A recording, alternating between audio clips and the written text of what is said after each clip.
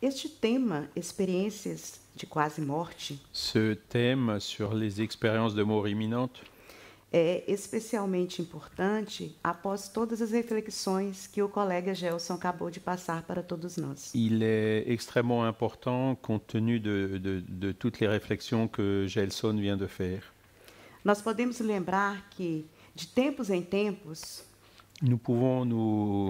Rappelons-nous que de temps en temps, a espiritualidade amiga nos envia les amis spirituels nous envoient algumas diretrizes, quelques directives despertamentos, pour nous éveiller, para que nós nos coloquemos no caminho mais adequado para alcançar o nosso grau de plenitude e felicidade. pour que nous puissions nous mettre dans une situation d'atteindre ce niveau de plénitude que nous recherchons. Porque esta é a nossa destinação ao entrar nesta vida. C'est parce que c'est notre destin en entrant dans cette vie. Apesar de todas as dificuldades que tenhamos que enfrentar, Malgré toutes les difficultés que nous avons à surmonter, que são justamente os modeladores qui sont justement celles qui modèlent para o nosso perfil notre profil de filhos de Deus que somos todos. d'enfants de Dieu que nous sommes tous.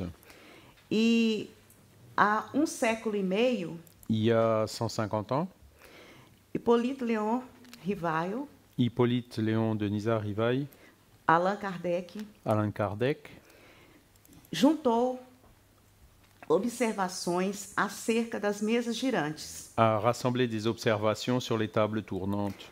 fenômeno popular na França naquela época, C'est un phénomène qui était en vogue en France à cette époque, que se constituía de diversão entre as pessoas. qui était une diversion que les personnes pratiquaient. E ali ele viu sentido maior.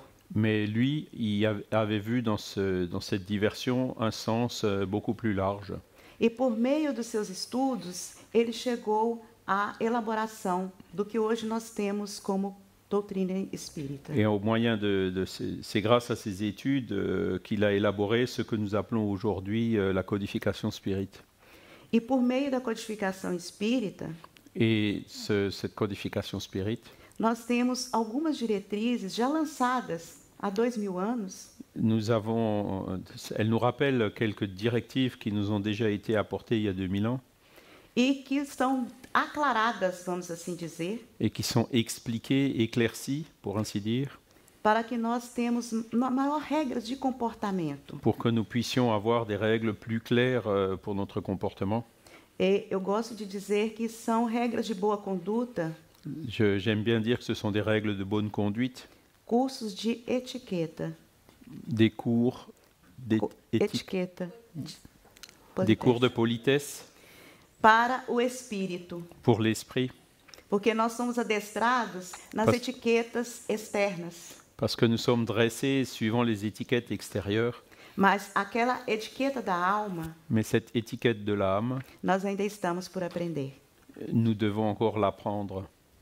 Então este tema ele vem porque quando nós compreendemos Ce thème, le but de ce thème, c'est à partir du moment où nous comprenons, por meio de pesquisas científicas sérias, par le biais de recherches scientifiques sérieuses, que após a morte, qu'après la mort, algo continua, il y a quelque chose qui continue, obrigatoriamente, obligatoirement. nós temos que pensar o que fazemos no nosso dia a dia. Ça nous amène forcément à réfléchir de ce que nous faisons de notre quotidien, Buscar objetivos maiores, de rechercher des objectifs plus grands, dar valor ao nosso corpo, de donner une valeur à notre corps, aos nossos bens materiais, aux biens matériels, às nossas relações conquistadas, aux relations que nous avons conquises, mas em tudo isso oferecer mais qu'en tout cela, nous offrions colorido especial, une couleur spéciale que englobe algo mais do que aquilo que nós podemos ver e idealizar com os nossos sentidos. qui contient quelque chose de plus que ce que nous pouvons voir et idéaliser avec nos 5 sens. Adestrar os nossos sentidos ainda muito obscuros Dresser nos sens encore obscurs para enxergar as luzes pour voir les lumières que estão sempre ao nosso alcance. qui sont toujours à notre portée. Então, nós temos aqui que a experiência de quase morte Donc on peut voir ici que les expériences de mort imminente, é um conjunto de ações c'est un ensemble d'actions que aparecem em diversos estados clínicos. qui se produisent à divers stades cliniques. E nessas experiências, as principais doenças Et dans les aspects principaux são as doenças do coração, sont les facteurs principaux sont les maladies du cœur, choques anafiláticos, des chocs anaphylactiques, paradas cardíacas sem explicação, des arrêts cardiaques sans explication, hemorragias cerebrais, des hémorragies cérébrales, tentativas de autoextermínio, des tentatives de suicide, intoxicações d'intoxication e traumatismos. et des traumatismes. A incidência, de acordo com este pesquisador, que é o Pim van Lommel, Selon ce chercheur qui est Pim van Lommel, cardiologista holandês, cardiologue hollandais, que pioneiramente lançou o primeiro artigo sobre experiência de quase morte em 2001, qui de façon pionnière a émis le premier article sur les expériences de mort imminente en 2001, numa revista de impacto significativo, Lancet. dans la revue qui a un grand impact, qui s'appelle Lancet. Ele diz ali que é de 12 a 18% a incidência de experiências de quase morte. Il dit que donc l'incidence des expériences de mort imminente est de 12 à 18% chez les survivants d'un arrêt cardiaque. Eu trago aqui uma linha do tempo sobre as pesquisas e os relatos de experiência de quase morte. Donc là, je vous fais un petit historique sur les expériences et les récits, les recherches sur les expériences de mort imminente. O primeiro relato é de Albert Heim. Le plus ancien, c'est celui de Albert Heim. Depois vem Raymond Mood, Après, il y a eu Raymond Moody, que ficou famoso com o livro Vida Após a Vida. qui est très connu par son livre La vie après la vie. Este livro ele popularizou o tema de forma mundial. C'est ce livre qui a popularisé ce thème au niveau mondial. A doutora Elizabeth Kubler-Ross, Il y a là aussi le docteur Elisabeth Kubler-Ross, que trabalhou com pacientes terminais, qui a travaillé avec des patients au stade terminal, dividindo e compartilhando das suas angústias qui ont partagé leurs angoisses e descrevendo em livros a sensação daquelas pessoas em estágio terminal. Et donc, elle a décrit dans un livre les sensations de ces personnes qui étaient au stade terminal. E alguns relatos de experiência de quase morte dos seus pacientes. Et aussi quelques récits d'expériences de mort imminente de ces patients. Dr. Bruce Grayson, psiquiatra. Il y a aussi le docteur Bruce Grayson, qui est psychiatre. Pim van Lommel, já citado. Pim van Lommel, dont on a déjà parlé. E o outro cardiologista, Michael Sam. Et un autre cardiologue, Michael Sabon. Então, nós temos aqui que o Dr. Pim van Lommel, em 1988, donc en 1988, le docteur Pim van Lommel avaliou 344 pacientes após reanimação. A interrogé 344 patients peu après leur réanimation. Então, a reanimação é aquele processo ao qual a pessoa é submetida a um tratamento quando tem uma parada cardíaca. Qui est le processus à laquelle qu'on soumet une personne lorsqu'elle a un arrêt cardiaque. E desta avaliação, ele não viu nenhuma diferença entre os grupos que relataram a experiência de quase morte e aqueles que não relataram, no que diz respeito a temor da morte, conhecimento anterior sobre o que eram as experiências de quase morte. Et il avait remarqué qu'il n'y avait aucune différence entre les groupes qui avaient une expérience de mort imminente et les groupes qui n'avaient pas l'expérience de mort imminente. En ce qui concerne la peur de la mort, la connaissance antérieure des expériences de mort imminente. Também com relação à religião e educação e idade. Et aussi quant à la religion, à l'éducation et à l'état clinique. E ele descreveu como que nós podemos estabelecer o relato de um paciente como uma experiência quase-morte. Donc il a résumé ici ce qui ressort des récits des patients qui ont vécu une expérience de mort imminente. Colocou em 5 etapas. Donc en 5 étapes, A experiência fora do corpo, une expérience hors du corps, a revisão holográfica da vida. la révision holographique de la vie. Então, a pessoa se sente fora do seu corpo, ela consegue se enxergar o seu corpo em um lugar a uma distância. Donc la personne se sent en dehors de son corps et arrive à voir son propre corps d'une certaine distance. A revisão holográfica da vida é aqui um filminho que passa de todos os fatos da nossa vida. La révision holographique de la vie, c'est le petit film qui nous montre tous les événements de notre vie. O encontro com parentes e amigos já falecidos. Ensuite, il y a la rencontre avec des parents et des amis déjà morts. Depois, o retorno ao corpo. Après, il y a le retour dans le corps. E aquela sensação de pertencimento à morte. Et ensuite, il y a cette sensation d'appartenir à la mort. Nós vamos falar mais à frente acerca dessa sensação. Qu'on va développer à suivre. Então, essas experiências fora do corpo, elas são muito comuns de acordo com o estudo de Pim Van Lommel. Donc, selon Pim Van Lommel, ces expériences de mort imminente sont communes. De 24 a 90%. Donc, entre 24 et 80, les expériences hors du corps, pardon, qui variaient de 24 à 90% suite à un arrêt cardiaque. Então, o que acontece na maioria das vezes é que esses pacientes não relatam para os seus médicos. Souvent, ces patients n'en parlent pas à leur médecin. O que acontece quando eles estão em parada cardíaca? Ils disent pas ce qui se passe avec eux pendant l'arrêt cardiaque. Muitas das vezes por receio de serem ridicularizados. Ils ont peur d'être pris pour du ridicule. Alguns relatam, mas os médicos não dão ouvidos. Et d'autres en parlent, mais les médecins ne les écoutent pas. E aqui ele cita um caso interessante. Il cite ici un cas intéressant. De uma enfermeira. D'une infirmière. É um relato de uma enfermeira sobre um paciente. Et donc qui a fait un récit de ce qui s'est passé avec un patient.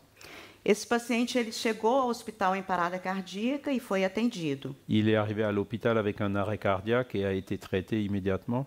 Mas ele apresentava uma prótese dentária. Mais il avait une prothèse dentaire.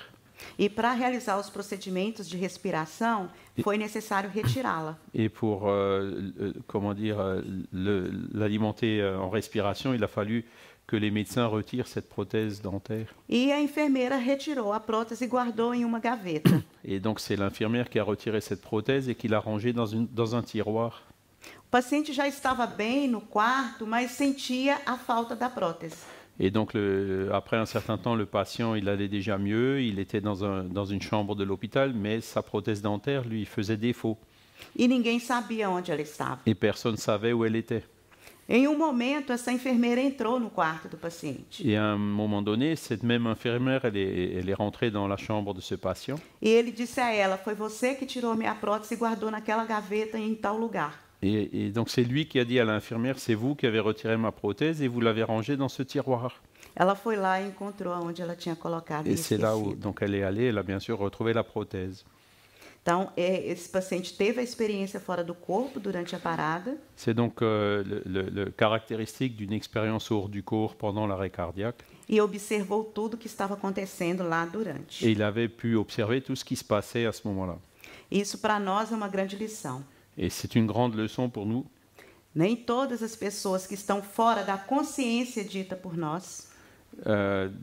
Parce que c'est pas toutes les personnes qui sont hors de leur conscience selon notre conception. Ou seja, pessoas em coma. Donc des personnes dans le coma. Nas unidades intensivas. Dans les unités de soins intensifs.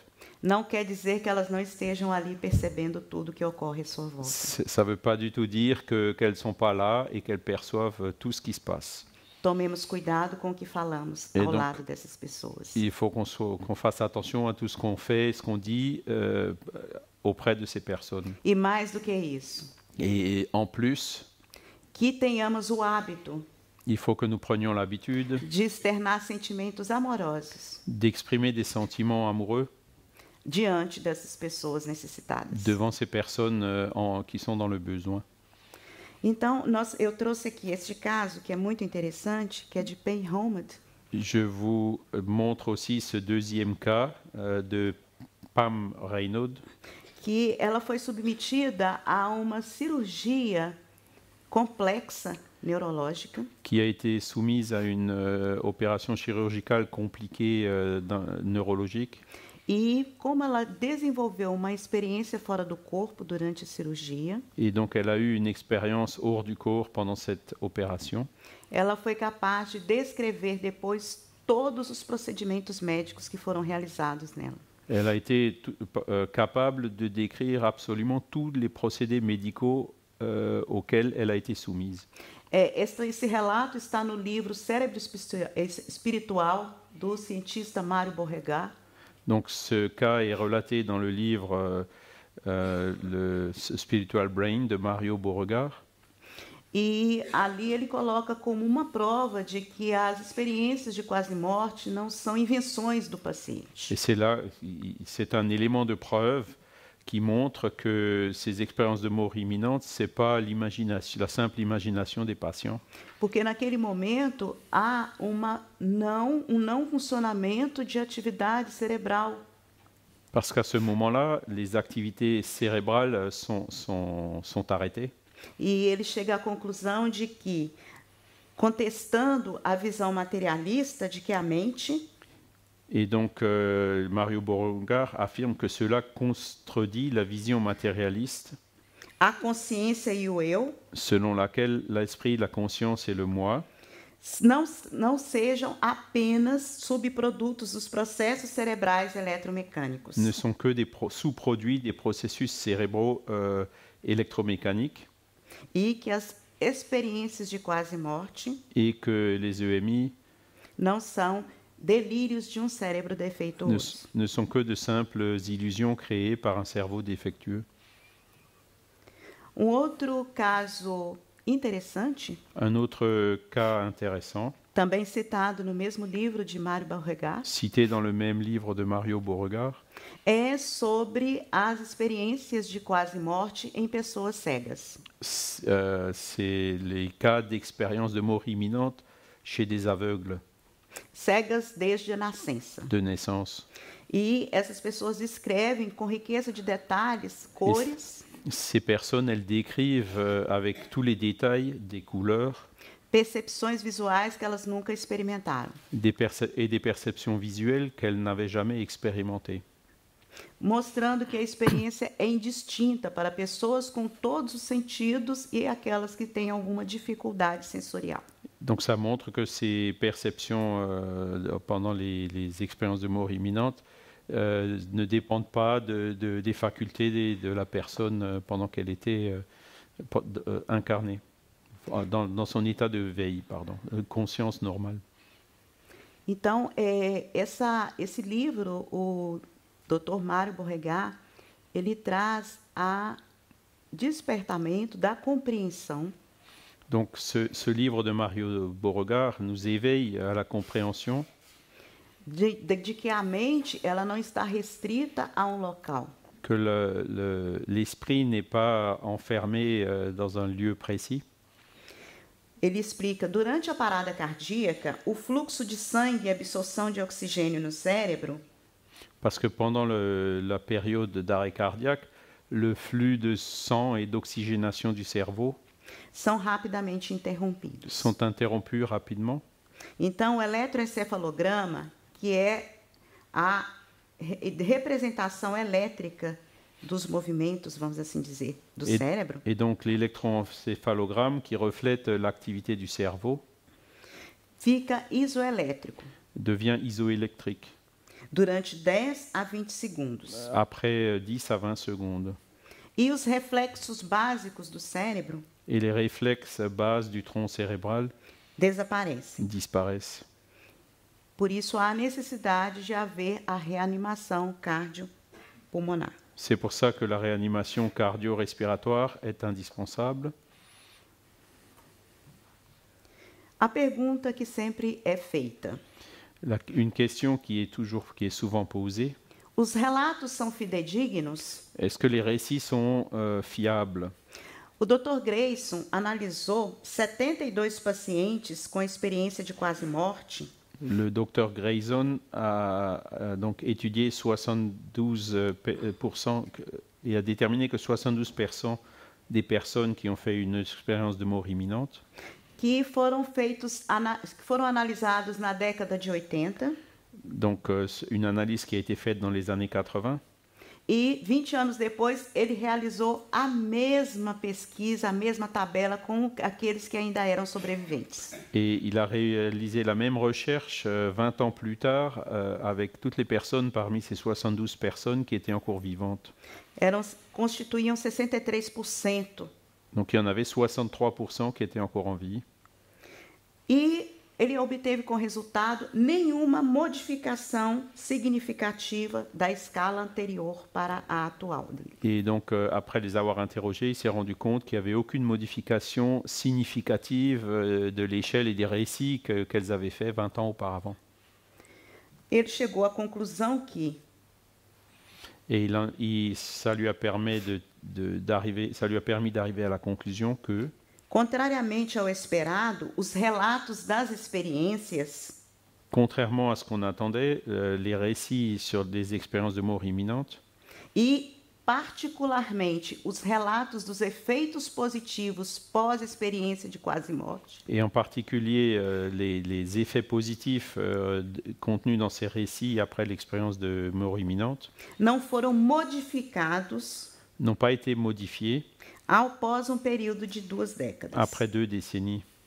E esses dados sugeriram para ele fortemente a confiabilidade daqueles primeiros relatos. C'est cela qui tend à montrer que ces récits sont fiables, ont été fiables. E ele chega à conclusão, juntamente com a mesma conclusão Pim van Lommel, Et il en arrive à la même conclusion que Pim van Lommel, que é uma experiência autêntica que l'EMI est une expérience authentique e não pode ser simplesmente tida como imaginação, medo da morte, alucinações, qui ne peut être simplement réduite à l'imagination, à la peur de la mort, à des hallucinations ou deficiência de oxigênio, ou à l'insuffisance d'oxygène, porque essas são as hipóteses que os materialistas usam para explicar a ocorrência da experiência de quase morte. qui sont les arguments utilisés par les matérialistes pour donner une explication à des expériences de mort imminente. Então ele acaba concluindo: a visão materialista atual da relação entre a consciência e o cérebro Et donc il en conclut que la vision matérialiste actuelle de la relation entre la conscience et le cerveau, como mantido pela maioria de médicos, filósofos e psicólogos, tel que la partagent la plupart des médecins, des philosophes et des psychologues, não é muito restrito para uma compreensão adequada deste fenômeno. est trop étroite pour permettre une compréhension adéquate de ce phénomène. Há boas razões para supor que a nossa consciência nem sempre Il y a de bonnes raisons de penser que notre conscience ne coïncide pas toujours coincide com o funcionamento do nosso cérebro. avec le fonctionnement de notre cerveau. Eu trouxe uma frase de Frederik van Eeden, que é um filósofo holandês, Donc là, vous voyez une citation du philosophe néerlandais Frederik van Eeden. toda ciência é empírica, Toute science est empirique. toda teoria é subordinada à percepção. Toute théorie est subordonnée à la perception. Único fato pode derrubar todo sistema. Et un seul fait peut détruire tout un système.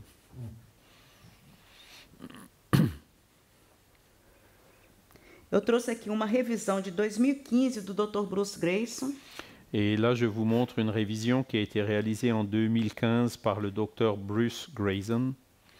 Ele aqui enfatiza a necessidade dans laquelle il souligne la nécessité de abrir novos modelos de compreensão da consciência d'ouvrir, de créer de nouveaux modèles de compréhension de la conscience e sua relação com o cérebro. et sa relation avec le cerveau.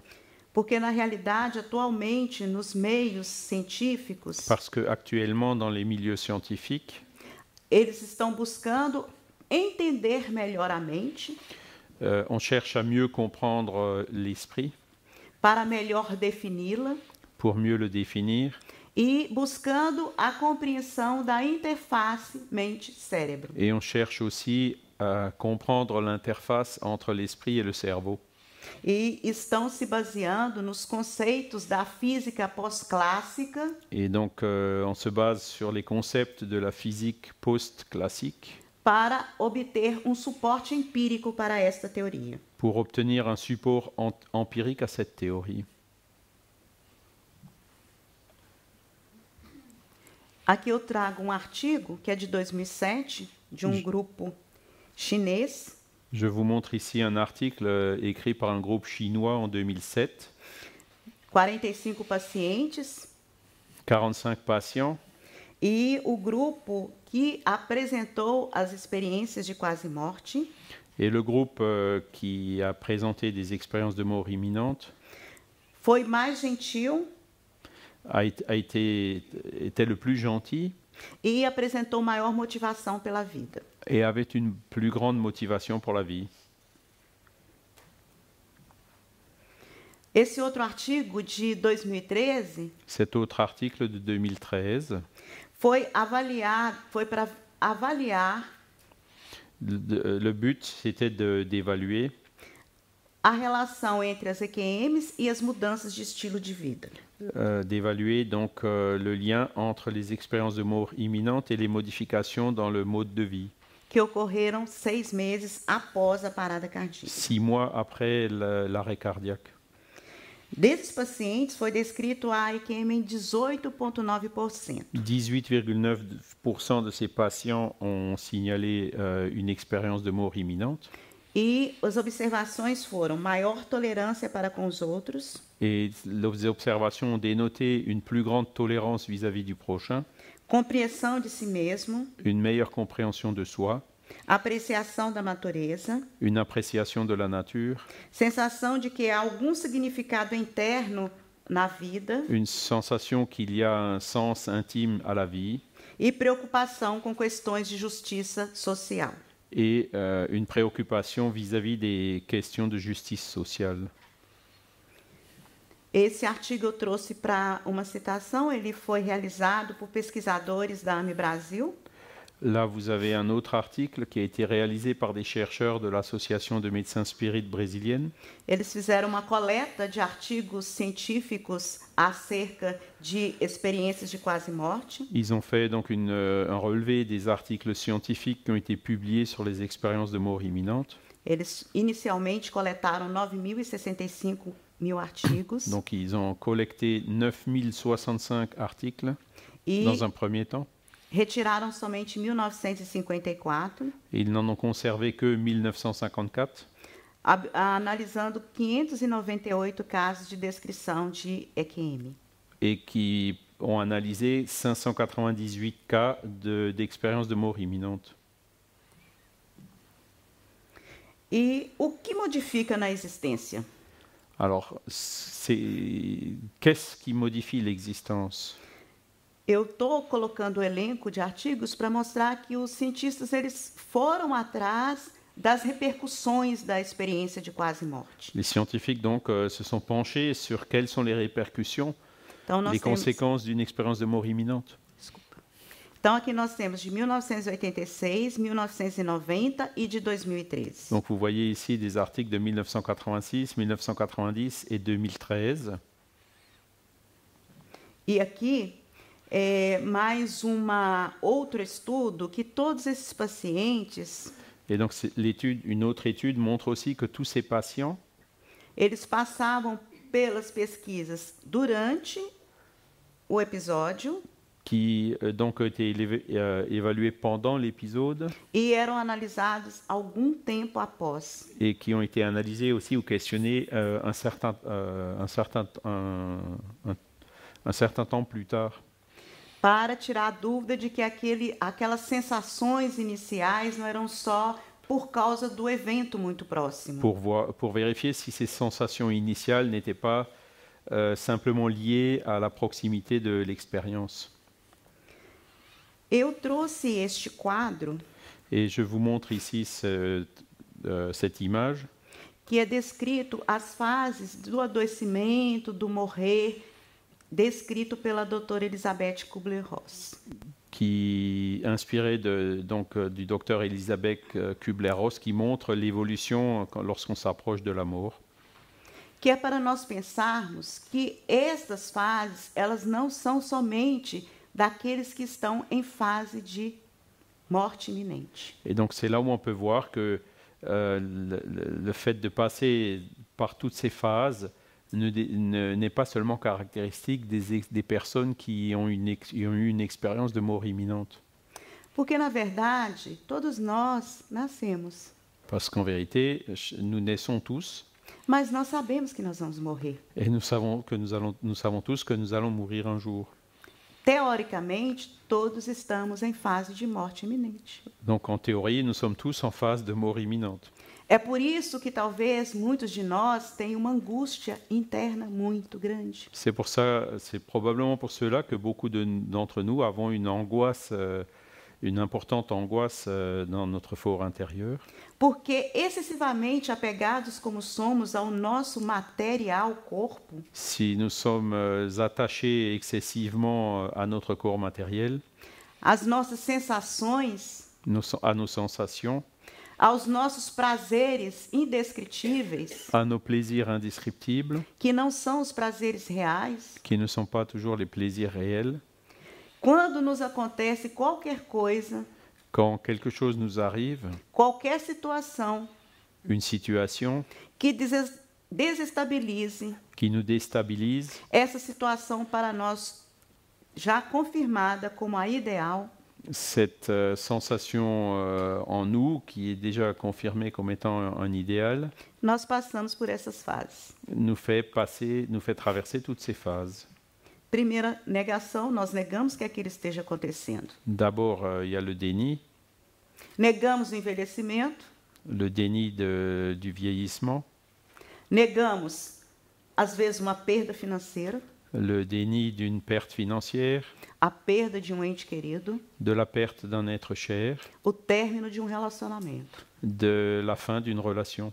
E aí nós começamos a morrer por causa disto. Et nous commençons en quelque sorte à mourir à cause de ça. Entramos na cólera, que nós falamos sobre ela ontem. Nous passons à la colère dont nous avons parlé hier. Aí depois nós entramos num processo de negociação, Ensuite, il y a nous passons dans une phase de négociation. da maneira como nós compreendemos que a negociação deva ser feita. La manière dont nous comprenons, dont nous entendons que la négociation devra être faite. Aqueles que têm alguma religião formal Ceux qui ont une religion formelle negociam com Deus, négocient avec Dieu. como nós negociamos uma conta, uma dívida no banco. De la même manière que nous négocions une dette envers une banque, avec une banque. Só que essa negociação com Deus não é dessa maneira, Mais cette négociation avec Dieu ne se produit pas ainsi. porque a negociação é conosco. Parce que, en fait, c'est une négociation avec nous-mêmes. É o momento de nós voltarmos o espelho para nós C'est le moment où nous devons tourner le miroir vers nous e observar o que nós fizemos até aquele momento et observer qu'est-ce que nous avons fait jusqu'à ce moment que nos fez chegar àquela situação. qui a fait que nous en sommes arrivés à cette situation. Não do ocorrido, que não foi nossa culpa. Non. Não da ocorrência que levou àquela... Et non des faits qui nous ont amenés à cette culpabilité. Mas por que nós estamos nos sentindo daquela maneira e nos comportando daquela maneira diante daquela situação? Mais pourquoi nous nous sentons ainsi et nous nous comportons ainsi face à cette situation? E se nós não conseguimos sair adequadamente da negociação, Et si nous n'arrivons pas à sortir de façon adéquate de cette négociation, entramos na fala do nosso colega Gelson, que é a depressão. nous en arrivons à ce dont Gelson nous a parlé ce matin, qui est la dépression. Quando nós utilizamos os nossos recursos íntimos, as nossas potências íntimas, Quand nous utilisons nos ressources intimes, nos forces intimes, nós entramos na fase de aceitação, c'est là où nous entrons dans la phase de l'acceptation, que é a resiliência. qui est la résilience. E aí nós conseguimos resolver essa situação de forma adequada. Et c'est là que nous arriverons à résoudre cette situation de façon correcte, adéquate. Então, a forma como eu penso que as EQMs aparecem para nós observarmos Et donc, ma manière de voir les EMI, é choque de realidade, c'est qu'en fait, elles représentent un choc de la réalité, para que nós nos atentemos mais para as nossas necessidades íntimas, as nossas necessidades espirituais. pour que nous soyons plus attentifs à nos besoins intimes, à nos besoins spirituels.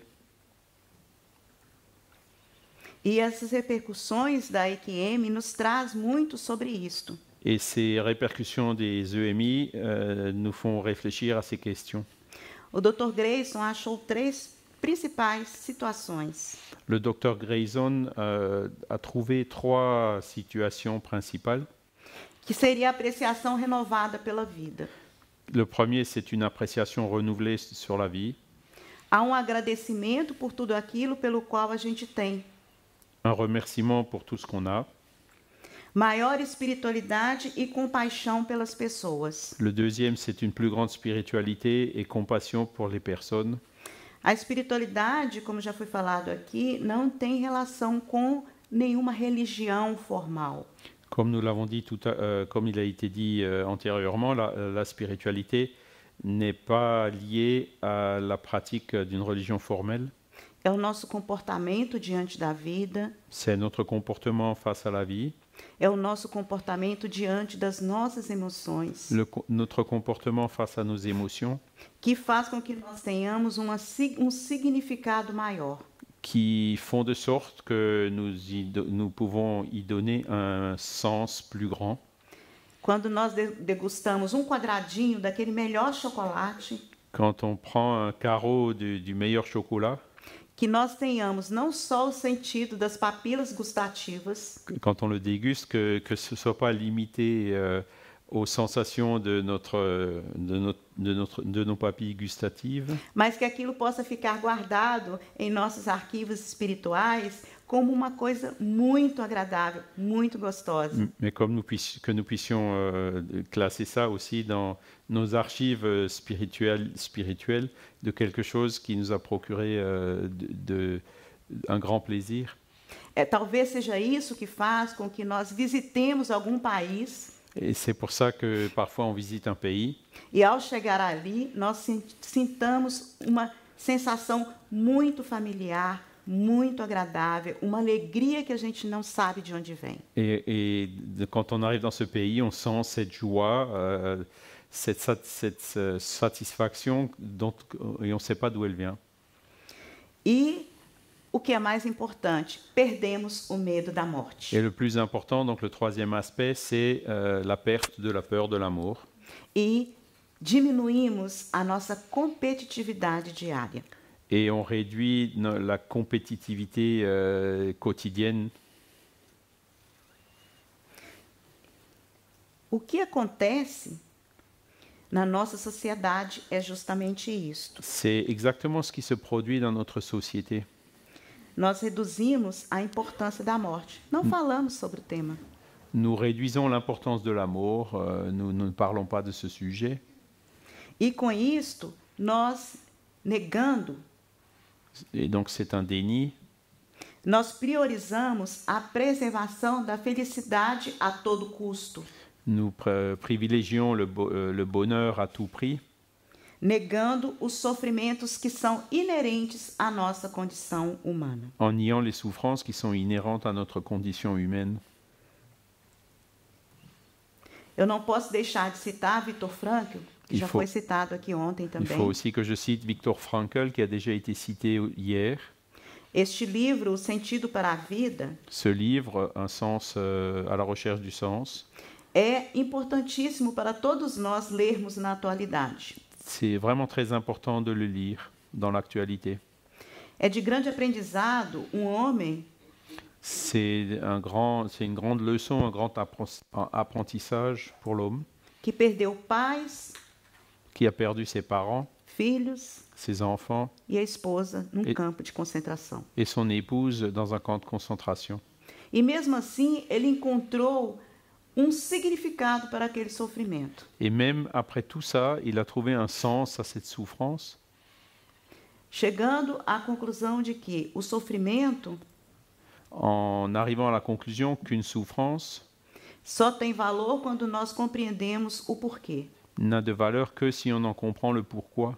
E nós encontramos alguma forma Et nous, d'une certaine façon, nous le trouvons, de superá-lo. Nous trouvons une manière de la surmonter. Seja vendo somente o pôr do sol, Même en regardant juste un coucher de soleil, que era tudo que ele tinha condições de ver naquele local onde ele estava. et c'est la seule chose qu'il pouvait voir là où il était à ce moment-là. E mais importante do que isto, Et le plus important, ele utilizou esse sofrimento il a utilisé cette souffrance para trazer para o mundo atual tão conturbado pour nous laisser dans notre monde actuel si perturbé, porque cada de nós traz campo de concentração em si mesmo. parce qu'en quelque sorte, chacun de nous a une espèce de camp de concentration en soi-même, Com dores intensas avec des douleurs intenses, e que nós não conseguimos nos libertar tão facilmente. dont nous n'arrivons pas à nous libérer aussi facilement. E por meio da logoterapia, Et au biais de la logothérapie, uma técnica inventada por ele, une technique qu'il a inventée, ele nos apresenta algumas formas il nous présente quelques formes de nós superarmos as nossas dificuldades, de surmonter nos difficultés, utilizando 1001 artifícios lúdicos en utilisant 1001 artifices ludiques para que nós alcancemos pour que nous puissions atteindre a alegria de viver. la joie de vivre.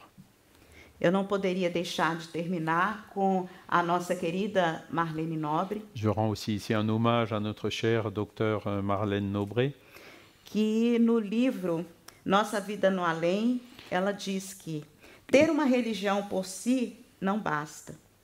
Antes de tudo, é preciso que ela seja transformadora. E só a vivência do amor aos semelhantes consegue esse estágio superior de consciência, na qual o título religioso é o que menos importa. Marlène Nobré, qui donc dans son livre Notre vie dans l'au-delà, nous dit « Avoir une religion en soi ne suffit pas. Tout d'abord, elle doit être transformatrice et seule l'expérience de l'amour pour ses semblables atteint ce stade de conscience supérieure dans lequel le titre religieux est ce qui importe le moins. Obrigada. Ou le plus. Merci.